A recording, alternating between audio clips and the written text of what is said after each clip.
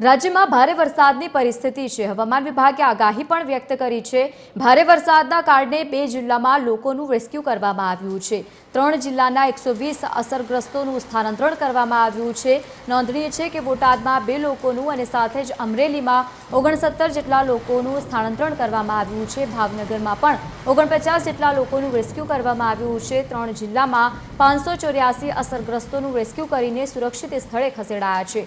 બોટાદના 40 લોકો, અમરેલીમાં 80 લોકોનું સ્થાનાંતરણ કરવામાં આવ્યું છે। ભાવનગરમાં 464 જેટલા લોકોને ખસેડી સુરક્ષિત સ્થળે મૂકવામાં આવ્યું છે। એનડીઆરએફ અને સાથે જ એસડીઆરએફે બચાવ કામગીરીની ઉમદા કામગીરી કરી હોય તેવા દ્રશ્યો સામે આવ્યા।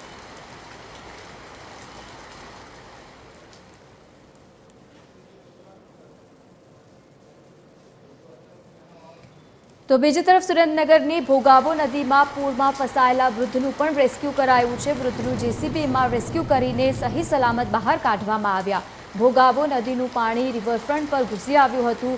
વૃદ્ધ રિવરફ્રન્ટ પર આવેલા બસ સ્ટોપમાં ફસાઈ ગયા હતા। મહાનગરપાલિકાની ટીમ અને સાથે જ પોલીસની ટીમે સાથે મળીને રેસ્ક્યુ હાથ ધર્યું છે। રિવરફ્રન્ટ પર પાણીના ધસમસતા પ્રવાહમાંથી વૃદ્ધનું રેસ્ક્યુ કરવામાં આવ્યું છે। તો બીજી તરફ ભાવનગરના ભલ વિસ્તારમાં ફસાયેલા 58 જેટલા લોકોનું રેસ્ક્યુ કરાયું છે। જામનગર અને ભાવનગરની સંયુક્ત ટીમોની બચાવ કામગીરી જોવા મળી। પ્રતિકૂળ પરિસ્થિતિઓ છતાં પણ બચાવ ટીમો અથાગ મહેનત કરીને કામગીરીમાં લાગી છે।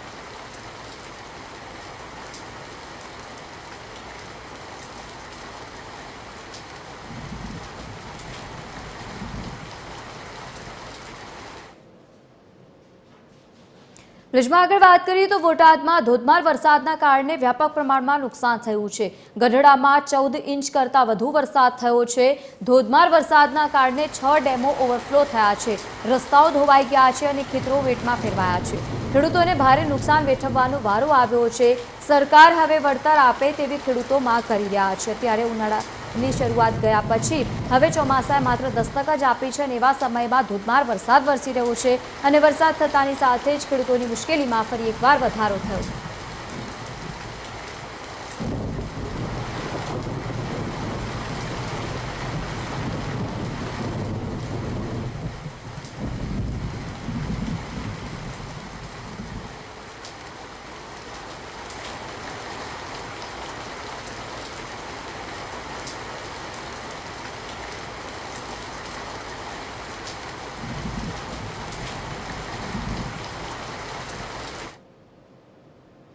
મહુવાની માલણ નદીનો ડ્રોન વિડીયો સામે આવ્યો છે। માલણ નદીના પાણીના પ્રવાહે રેલિંગ તોડી નાખી છે। દ્રશ્યો આપ ટીવી સ્ક્રીન પર જોઈ રહ્યા છો। જળબંબાકાર જેવી પરિસ્થિતિ થઈ છે।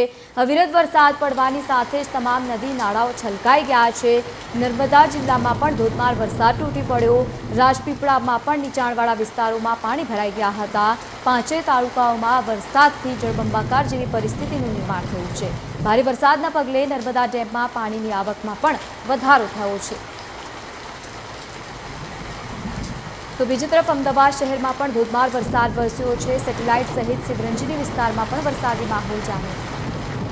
તો સાથે જ આસ્ટોડિયા સહિત ચકલા થલતેજમાં પણ વરસાદ થયો છે। એસજી હાઈવે સહિત માનસી વિસ્તારમાં પણ વરસાદી માહોલ જામ્યો। તો બીજી તરફ ગીર સોમનાથના વેરાવળ સહિતના ગ્રામ્ય વિસ્તારોમાં વરસાદ થયો છે। સતત ત્રીજા દિવસે પણ વરસાદ થતાં પાણી ભરાઈ જવાના દ્રશ્યો પણ સામે આવ્યા છે। વેરાવળ સોમનાથ શહેરી વિસ્તારોમાં પણ અને સાથે શેરીઓમાં પણ વરસાદી પાણી વહેતા થયા છે। ગીર સોમનાથ જિલ્લામાં હવામાન વિભાગે ઓરેન્જ એલર્ટ પણ જાહેર કર્યું છે। તો બીજી તરફ દાદરાનગર હવેલીમાં પણ વરસાદી માહોલ છે।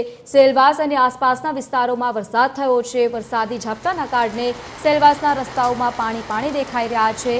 સતત ધોધમાર વરસાદ રાજ્યભરમાં જોવા મળી રહ્યો છે। તો બીજી તરફ ડાંગના સાપુતારામાં વરસાદથી કુદરતી નજારો સર્જાયો છે। જિલ્લાની અંબિકા સહિત પૂરના અનેક ખાપરી નદીઓ 2 કાંઠે વહેતી થઈ છે। અનેક નાના મોટા ધોધ અને ઝરણા પણ સક્રિય થયા છે। આહવામાં 5, વઘઈમાં 3 તો બીજી તરફ સુબીરમાં 3.5 ઇંચ જેટલો વરસાદ નોંધાયો। સવારના 6 થી લઈને બપોરે 4 વાગ્યા દરમિયાન સાપુતારામાં 2 ઇંચ જેટલો ગતરોજ વરસાદ થયો હતો। તો બીજી તરફ મોરબીમાં પ્રથમ વરસાદે જ મચ્છુ નદી 2 કાંઠે વહેવા લાગી છે। મચ્છુ 2 ડેમમાંથી પાણી છોડવામાં આવતા મચ્છુ નદી 2 કાંઠે વહેતી થઈ ગઈ છે। ડેમમાંથી 11,724 ક્યુસેક પાણી છોડવામાં આવતા નદી 2 કાંઠે વહેતી થઈ।